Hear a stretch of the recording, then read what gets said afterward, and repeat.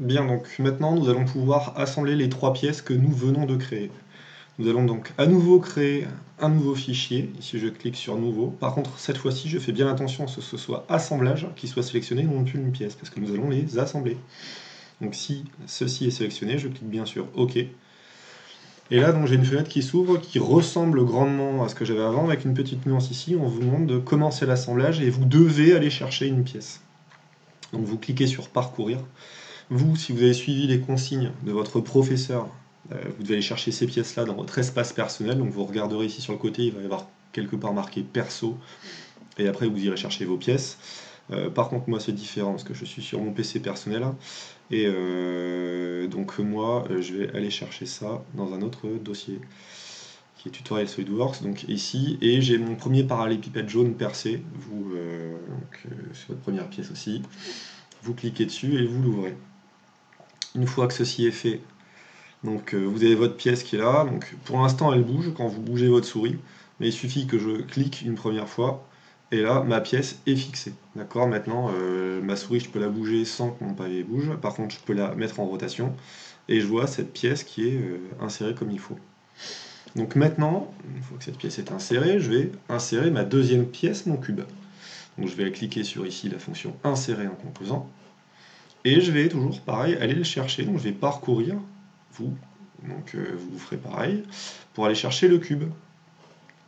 Vous faites ouvrir, et vous avez votre cube qui est ici. Donc si jamais votre cube n'est pas mis comme ce que vous avez ici, je peux déplacer le composant. Donc je clique sur déplacer, et là mon composant, je peux le déplacer. Donc s'il n'est pas mis avec le trou ici, dans l'axe qui est là, je vous recommande de le faire. Pour pouvoir le faire, c'est très simple. Là, je viens de cliquer sur déplacer le composant pour le bouger. Mais je peux aussi cliquer donc, sur la petite flèche qui est là, et je peux demander de le mettre en rotation. Et dans ce cas-là, je vais pouvoir, rotation, le tourner. Donc laissez-le bien. Ici, après, il peut être en rotation comme ça. Le but du jeu, c'est que ce soit à peu près dans le même axe. D'accord. Donc une fois que ça c'est fait, je valide ça pour quitter un petit peu cette sélection-là. Et maintenant, mon cube, je vais le contraindre.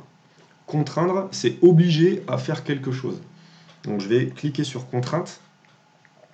Et maintenant, il va falloir que je lui indique certaines choses. Donc je vais lui dire, par exemple, que je veux que ce segment-là et ce segment-là soient coïncidents. Il me l'a proposé par défaut, je suis content, c'est ce que je voulais, c'est très bien.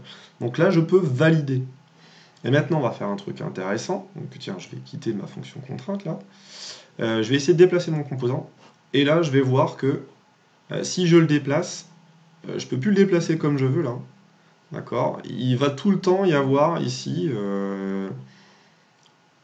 une rotation qui va se faire autour du segment là, parce que les deux sont liés là, je peux plus les détacher. D'accord. Ça restera sur le même axe. Donc ça c'est juste une petite parenthèse, une petite information. Je vais lui donner une deuxième contrainte pour le fixer totalement. Donc je clique à nouveau sur contrainte. Et maintenant je vais lui demander à ce que le segment qui soit ici et le segment qui soit là soit coïncident à nouveau. Il me l'a proposé, je vais valider.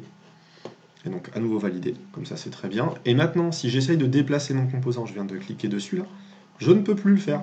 D'accord. Si vous ne pouvez plus rien faire, ça veut dire que votre composant est totalement contraint, on a obligé totalement à faire quelque chose, il ne peut plus bouger.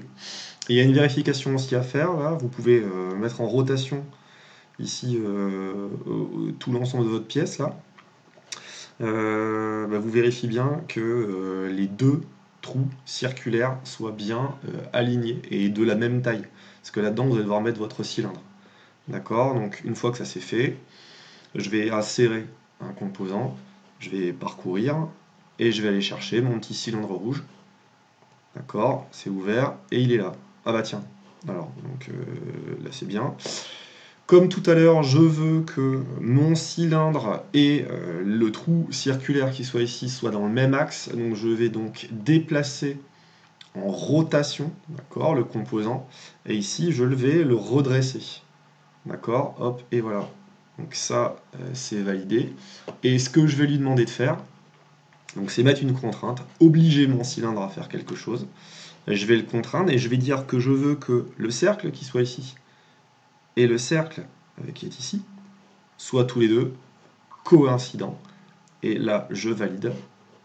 Donc je valide définitivement. Et là, je suis content. J'ai bien réalisé l'assemblage. Je ne peux rien bouger d'autre, hein, d'accord? Si j'essaie de déplacer un composant par rapport à l'autre, je ne peux pas le faire. Ici, si vous regardez bien, peut-être que vous arriverez à faire tourner le cylindre à l'intérieur, mais vous ne pourrez pas le sortir en tout cas. D'accord? Donc voilà.